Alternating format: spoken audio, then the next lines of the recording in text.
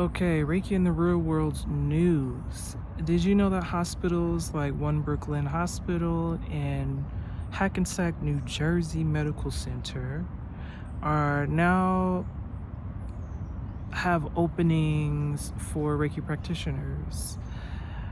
So what does this mean? This means that the medical field, the Western medical field, is acknowledging that your energetic body, the quality of it, the quality of your energetic centers and your meridians and chi and so on and so forth, do have an impact on the quality of your physical health.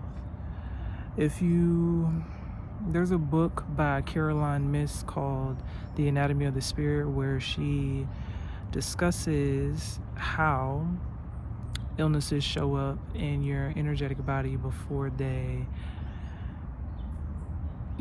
transition over or manifest. And I hate using the word manifest because people be reading too deep in it, but before it like translates into your physical body. So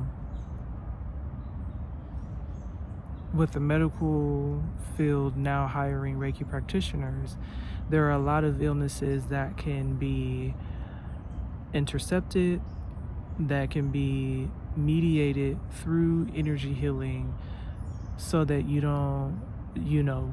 can avoid the hassle and the inconvenience of it showing up in your physical body as heart palpitations, as tumors, hypertension, weight gain, cancer, so on and so forth.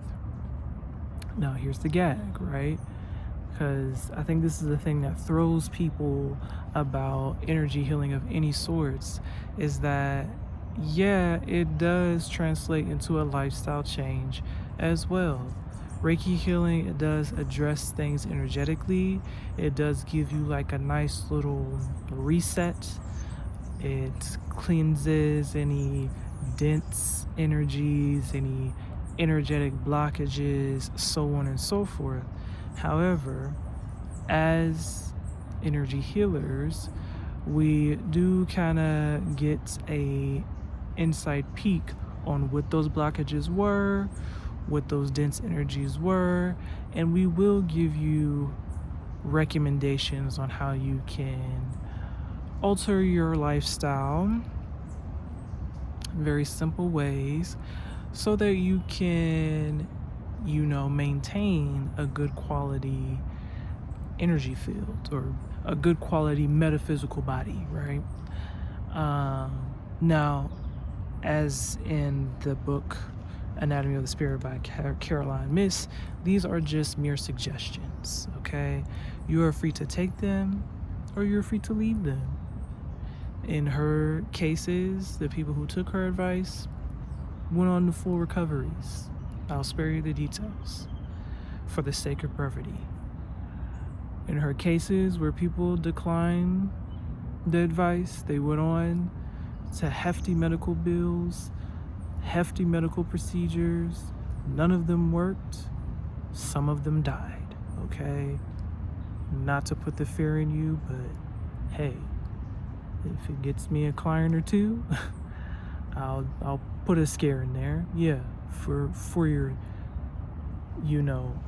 health's sake and your life's sake. Yeah, you could possibly die if you don't change the way that you show up in your day-to-day. That's a possibility. Okay, so I think with us, with this pandemic that we had and all the other with mortality rates at like an all-time high, with just not only just physical illnesses but like violence, because along with physical illness there's also a uptick in mental illness,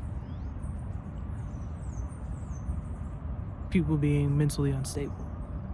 I think that also, PTSD, no shade, depression, anxiety, all of the things.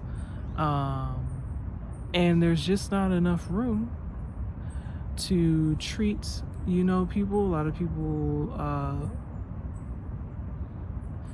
I guess like their insurance is not covering a lot of the medications that they need to treat some of these illnesses or conditions. And so, and medical staff is just overwhelmed. And a lot of the issues with like bedside nursing is just like people's emotional well-being. So I think with Reiki practitioners, they're like kind of helping with people's taking the weight off of medical staff who do need to attend to more